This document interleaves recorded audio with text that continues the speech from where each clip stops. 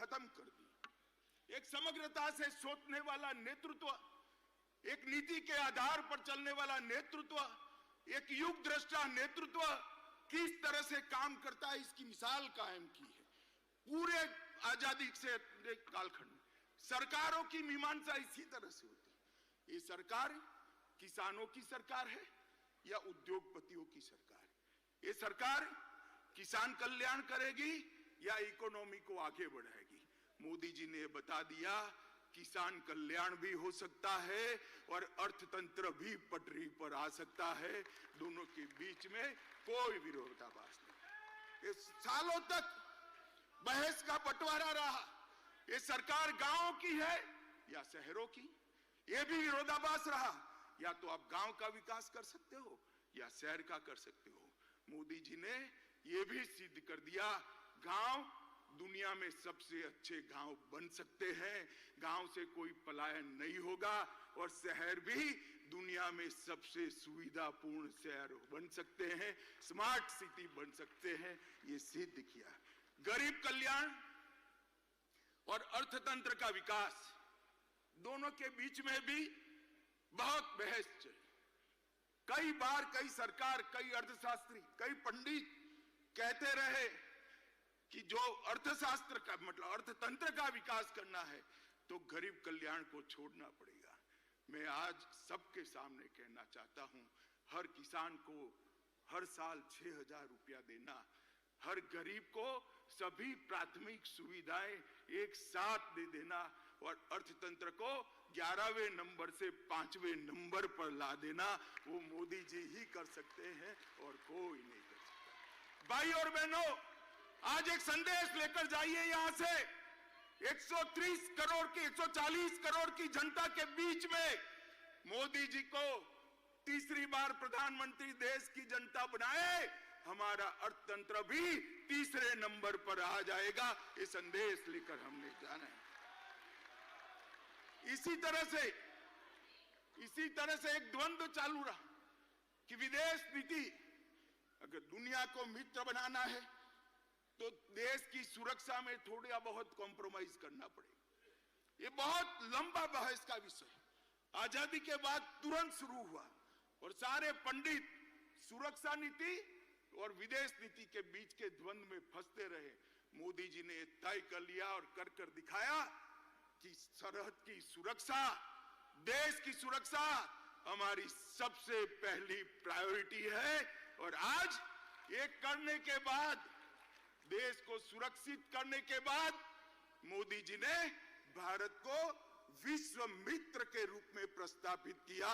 वसुधैव कुटुंबकम का हमारा सूत्र को उन्होंने नीचे लिखा।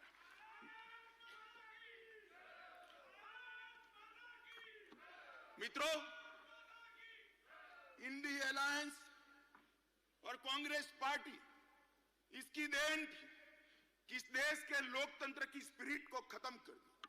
देश के लोकतंत्र को भ्रष्टाचार, परिवारवाद, तुष्टीकरण और जातिवाद से कलर्ड कर दिया।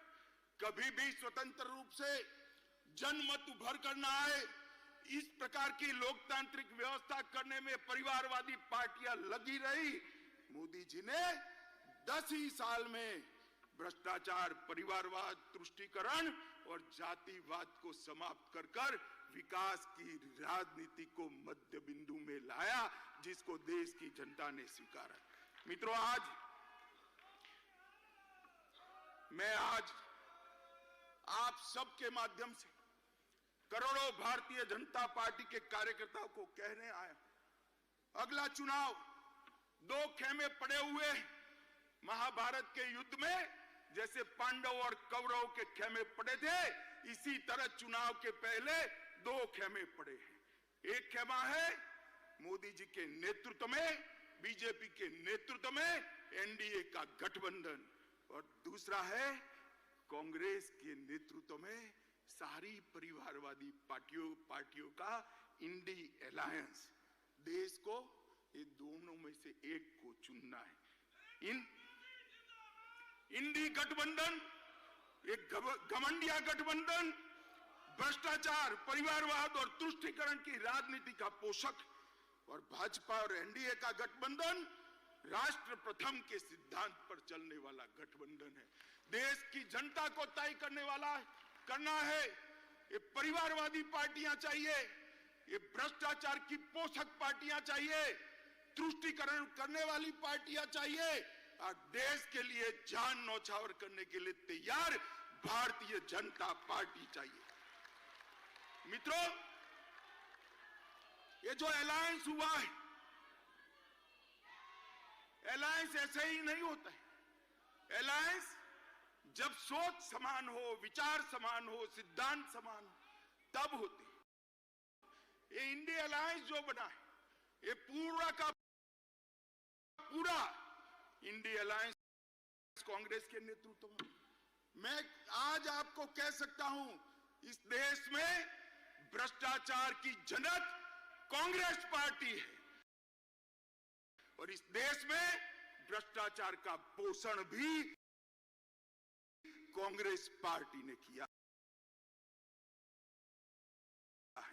मित्रों, 10 साल यूपीए के ले लीजिए, कॉल ब्लॉक आवंटन, कॉमनवेल्थ गैंग का घोटाला, 2G घोटाला, शारदा चिटफंड का घोटाला, हिमाचल में सेबों की बिक्री का घोटाला, INX मीडिया का घोटाला, एयरसेल मैक्सिस का घोटाला, अंतरिक्ष निवास का घोटाला, लैंड फॉर जॉब का घोटाला, पंचकुला और गुड़गांव में भूमि आवंटन का घोटाला, जम्मू कश्मीर क्रिकेट एसोसिएशन का घोटाला, एम्ब्रियर डील, बेसिक ट्रेनर विमान में घोटाला, हॉक एयरक्राफ्ट खरीदी में घोटाला, सबमरीन का घोटाला, ऑगस्टा वेस्टलैंड का घोटाला, बोफोर्स का घोटाला, जीप घोटाला, मारुति घोटाला और भोपाल गैस कांड से चंदा उगाने का घोटाला।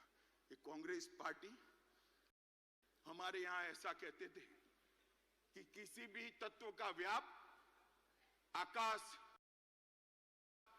भूमि और पाताल तक होता है, मगर इन्होंने तो आकाश से भी आगे जाकर अंतरिक्ष में भी घोटाला किया, भूमि से आगे जाकर पाताल में खदानों का भी घोटाला किया और समंदर को भी नहीं छोड़ा, वहां सबमरीन का भी घोटाला कर दिया।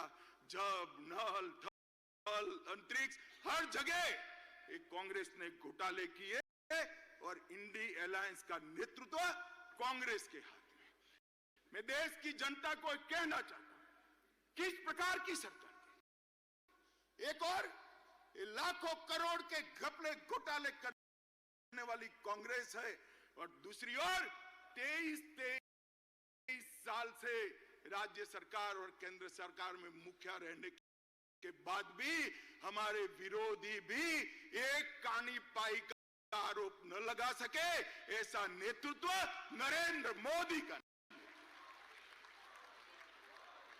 देश की जनता ने,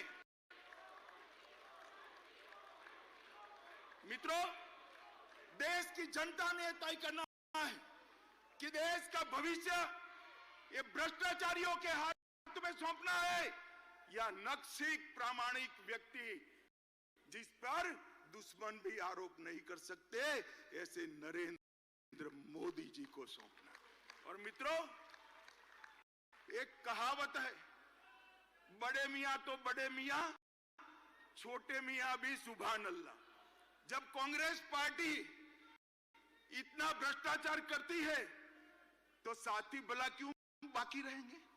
आम आदमी पार्टी, आपका जकात का घोटाला, लोगों